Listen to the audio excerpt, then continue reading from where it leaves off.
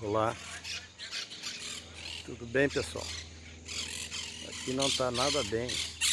Perdi o meu droninho L500. Ele não tá perdido, ele tá em cima dessa árvore aqui. Essa árvore aí tem mais ou menos 15 metros de altura. Eu barbeirei na descida dele.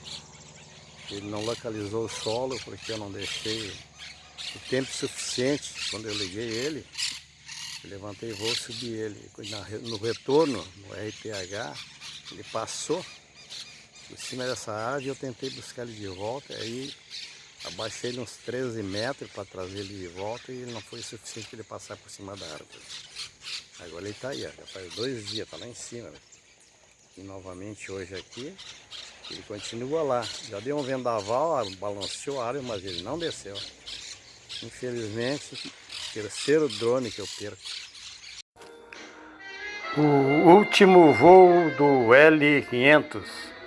Quando ele termina esse voo no retorno, ele acopla em cima da copa de uma árvore de 15 metros.